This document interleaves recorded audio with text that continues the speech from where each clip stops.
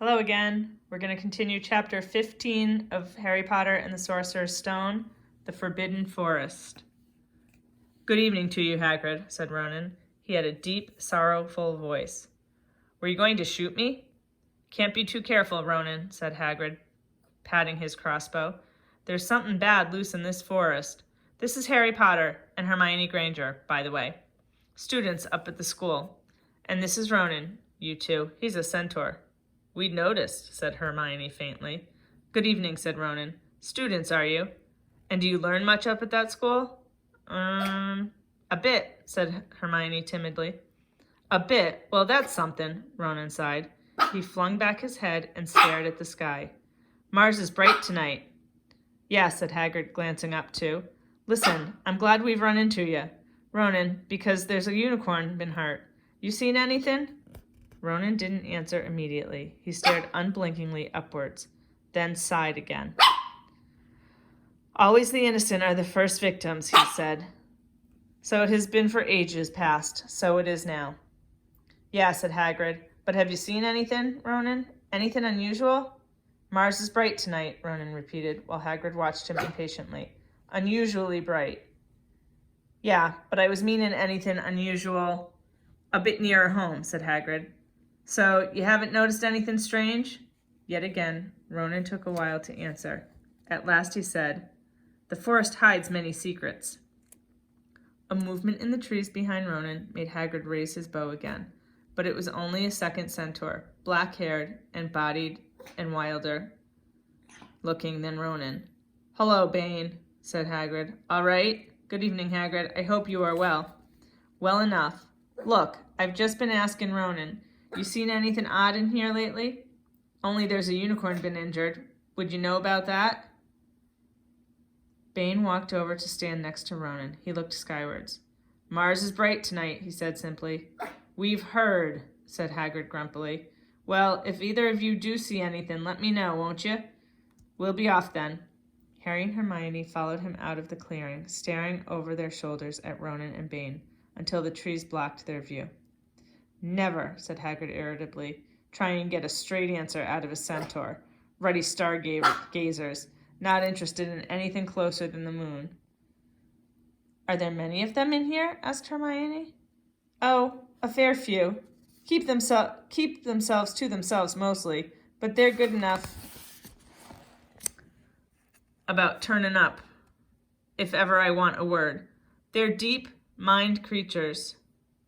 They know things, just don't let on much. Do you think that was a centaur we heard earlier? Said Harry. Did that sound like hooves to you? Nah. If you ask me, that was what's been killing the unicorns. Never heard anything like it before. They walked on through the dense, dark trees. Harry kept looking nervously over his shoulder. He had the nasty feeling they were being watched. He was very glad they had Hagrid and his crossbow with them. They had just passed a bend in the path when Hermione grabbed Hagrid's arm. Hagrid, look! Red sparks. The others are in trouble. You two wait here, Hagrid shouted. Stay on the path. I'll come back for you. They heard him crashing away through the undergrowth and stood looking at each other, very scared, until they couldn't hear anything but the rustling of leaves around them. You don't think they've been hurt, do you? Whispered Hermione. I don't care if Malfoy has. But if something's got Neville, it's our fault he's here in the first place. The minutes dragged by. Their ears seemed sharper than usual. Harry's seemed to be picking up every sigh of the wind, every cracking twig. What was going on? Where were the others? At last, a great crunching noise announced Hagrid's return. Malfoy, Neville, and Fang were with him. Hagrid was fuming. Malfoy, it seemed, had sneaked up behind Neville and grabbed him for a joke. Neville had panicked and sent up the sparks. We'll be lucky to catch anything now, with the racket you two were making. Right, we're changing groups. Neville, you stay with me, and Hermione, Harry, you go with Fang. And this idiot. I'm sorry, Hagrid added in a whisper to Harry, but he'll have a harder time frightening you, and we've got to get this done. So Harry set off into the heart of the forest with Malfoy and Fang. They walked for nearly half an hour deeper and deeper into the forest, until the path became almost impossible to follow, because the trees were so thick. Harry thought the blood seemed to be getting thicker. There were splashes on the roots of trees, as though the poor creature had been thrashing around in pain close by. Harry could see a clearing ahead through the tangled branches of an ancient oak. "Look," he murmured, holding out his arm to stop Malfoy. Something bright white was gleaming on the ground. They inched closer. It was the unicorn, all right, and it was dead. Harry had never seen anything so beautiful and sad. Its long, slender legs were stuck out at odd angles where it had fallen, and its mane was spread pearly white on the dark leaves. Harry had taken one step towards it when a slithering sound made him freeze where he stood. A bush on the edge of the clearing quivered. Then out of the shadow, a hooded figure came crawling across the ground like some stalking beast. Harry, Malfoy, and Fang stood transfixed. The cloaked figure reached the unicorn. It lowered its head over the wound in the animal's side and began to drink its blood. "Ah!" Malfoy let out a terrible scream and bolted. So did Fang. The hooded figure raised its head and looked right at Harry. Unicorn blood was dripping down its front. It got to its feet and came swiftly towards him. He couldn't move for fear.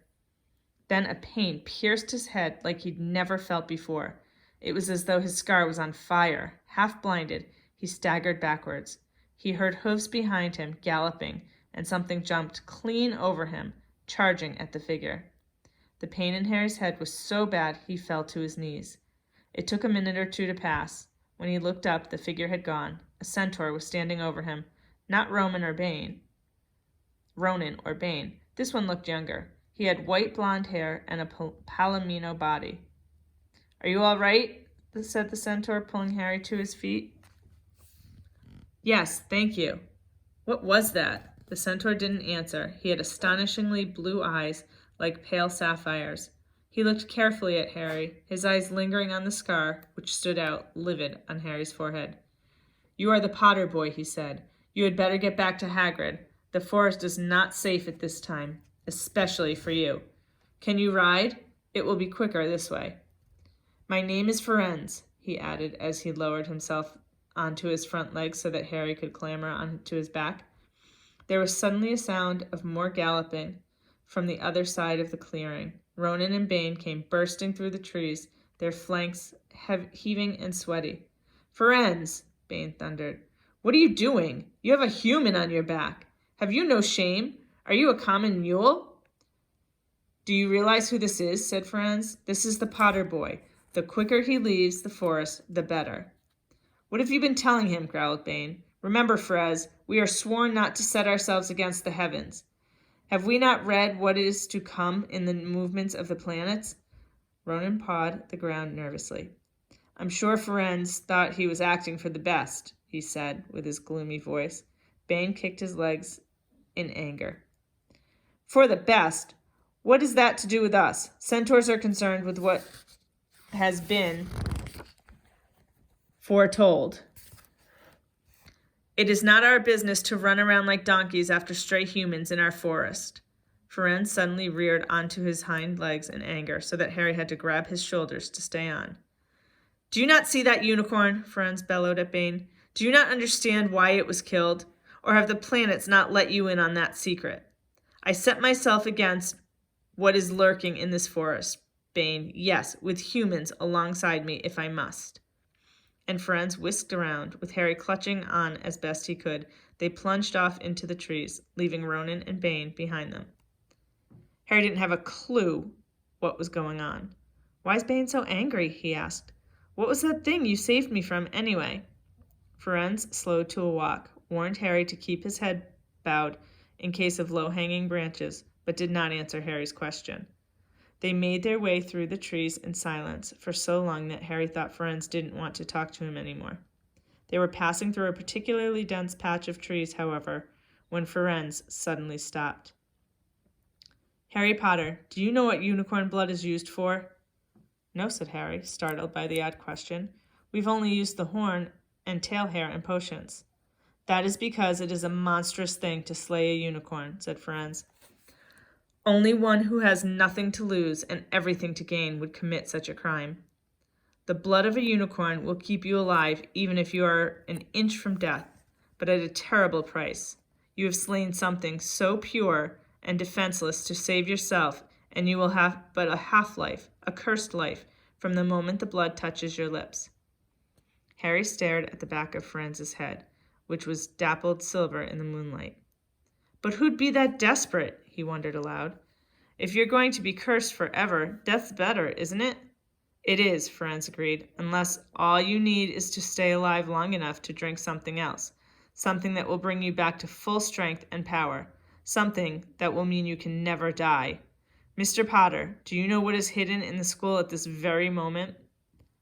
The Sorcerer's Stone. Of course, the elixir of life.